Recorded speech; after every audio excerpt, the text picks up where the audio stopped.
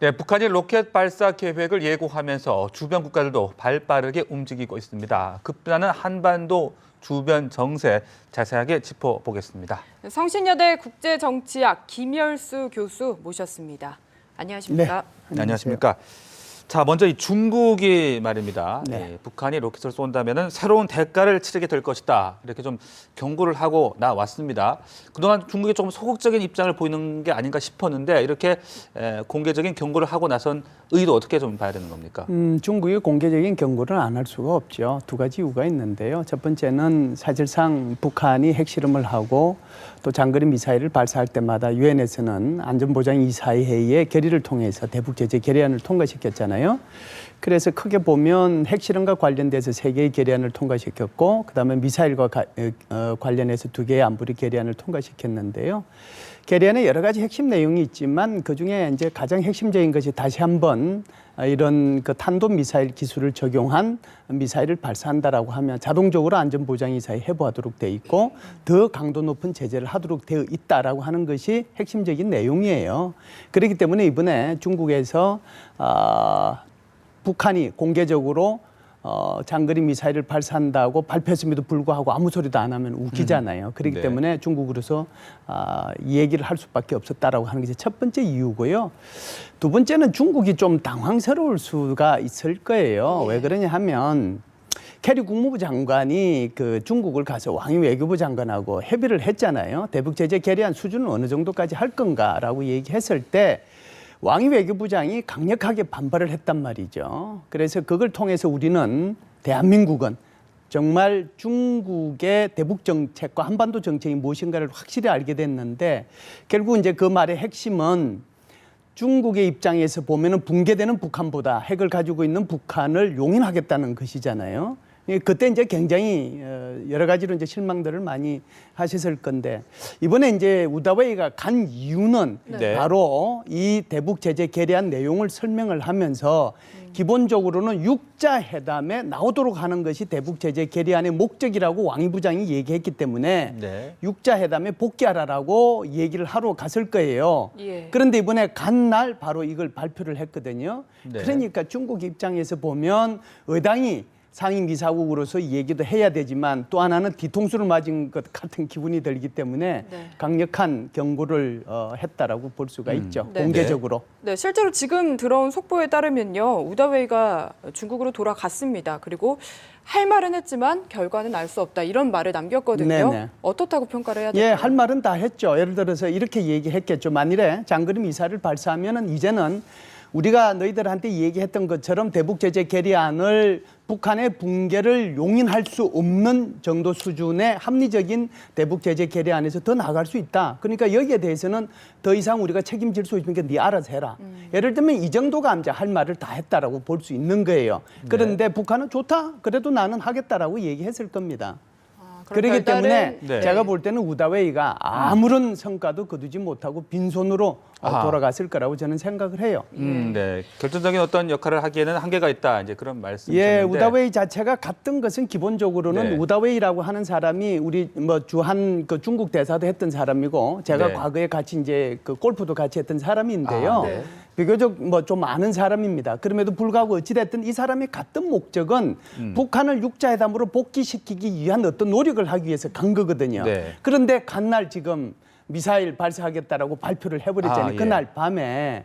그래서 아마 그 상태였기 때문에 우다웨이 입장으로서는 육자회담 복귀 문제와 더불어서 이 미사일 발사하지 말라고까지 예. 얘기는 할 수 있었을 거예요. 네. 원래 자기 소임은 아니지만 그럼에도 불구하고 북한으로 봐서는 북한으로부터 긍정적인 입장을 전혀 듣지 못했다라고 볼 수가 있죠. 그 로켓 발사 관련된 정보를 미리 모르고 갔었다 이렇게 보시는 겁니까? 제가 볼 때는 이제 그렇게 보는데요. 네. 왜 그러냐면 1월 27일 날 일본의 언론으로부터 북한의 장거리 로켓 발사 가능성이 있다는 건 나왔어요. 네. 그러고 나서 2월 2일 날 갔기 때문에 완전히 백지 상태에서 갔다고 볼 수는 없습니다. 네. 그럼에도 불구하고 원래 이 사람이 거기에 가려고 했던 목적 자체는 1월 달에 1월 4일 핵실험을 하고 난 뒤에 우다웨이는 한국의 육자회담 대표, 일본의 육자회담 대표, 미국의 육자회담 대표를 다 만났어요. 그러고 나서 이제 북한으로 가서 육자회담 복귀 문제를 얘기하려고 갔던 것이 네. 원래의 목적이었죠. 예. 그런데 이제 거기 가서 뒤통수 맞은 결과가 된 거죠. 네.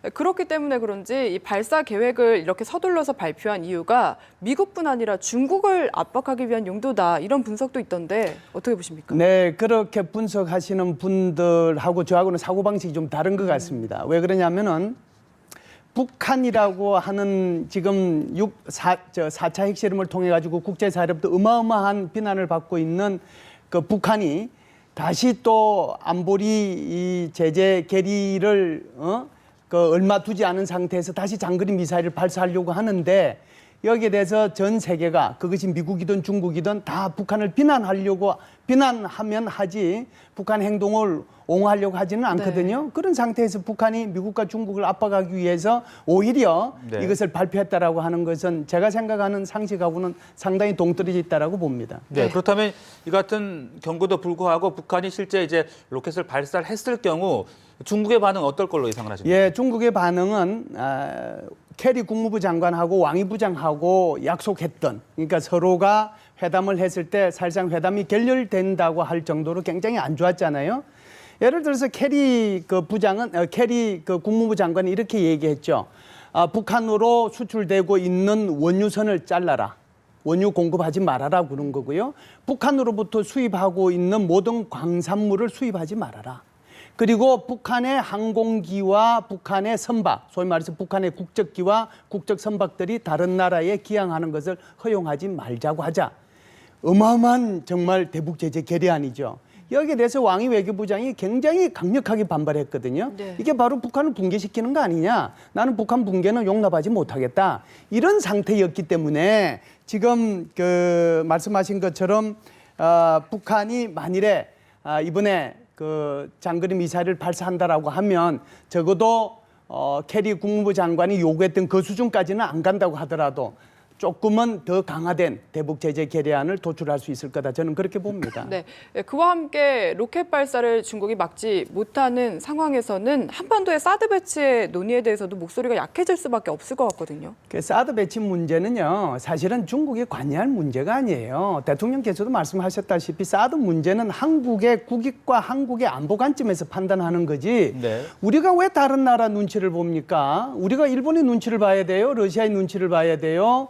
중국의 눈치를 봐요. 그들이 대한민국의 안보를 위해서 해준 게 뭐가 있나요? 그들이 북한의 핵실험을 못하도록 여태껏 막지 못했죠. 뭐 통제를 했습니까? 그렇다고 장거리 미사일을 발사하지 못하도록 통제했어요. 그런 건 하나도 못하게 하면서 한국이 자신의 생명을 위협하고 있는 이 문제에 대해서 내가 사드 배치하겠다고 하는데 왜 여기서 감나라 배나라고 중국이 얘기해요. 두 번째는요, 사드를 배치한다고 하더라도요, 사실상 그 사드라고 하는 것이 사거리가 40에서 150km잖아요. 고도로 따질 때는. 예. 사실상 중국에서 ICBM을 미국을 향해서 쏠 때는요, 이미 한반도 상공으로 오지도 않지만 올 때는 사드 가지고는 그걸 격추하지도 못해요. 그거 중국이 알고 있어요. 그러면서 지금 억지 부리고 있는 거거든요. 네. 또 하나는 그보다 더 중요한 것이 바로 레이더라고 볼 수 있는데요. 레이더를 뭐 600km니 뭐 2000km니 왜 이거 그렇게 배치하면 중국을 쏙쏙들이 다 할 수 있다 이렇게 얘기하잖아요. 사실상 미국 같은 경우에는요, 그렇게 레이더 여기 배치 안 해도 인공위성 통해서 그다음에 각종 그 유투 정찰기 통해서 쏙쏙들이 다 알아요.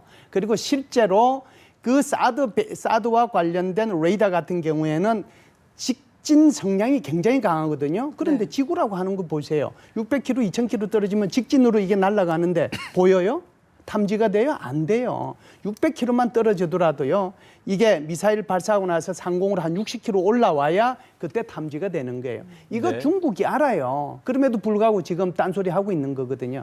그럼에도 불구하고 지금 질문하신 것처럼 여태껏 어떻게 됐든지 간에 한국에서 사드를 배치하려고 하면 자국의 안보뿐만 아니라 유강국의 안보와 지역 정세도 고려해야 된다라고 얘기했잖아요. 예. 그 말이 이제는 쑥 들어갈 수밖에 없는 여건이 점점 조성되고 있다 이렇게 봐야죠. 알겠습니다. 자, 그리고 일본 측도 좀 살펴보죠. 예, 일본은 미사일이 자국 영토로 들어오면 뭐 파괴 조치를 한다, 뭐 이런 네. 명령을 지금 내리고 패트리어트까지 지금 배치를 하고 있는 상황인데 일본의 이 같은 대응은 어떻게 보고 계십니까? 예, 일본은 이제 북한에서 이런 일이 있으면 있을수록 박수치는 가장 지금 이러한 상황 속에 모두가 심각하게 보고 있는데 한국도 미국도 중국도 심지어 러시아조차도 심각하게 보고 있는데도 불구하고 일본 정부, 아베 정부라고 저는 이제 명칭을 하고요. 일본 국민들은 안 그럴 겁니다.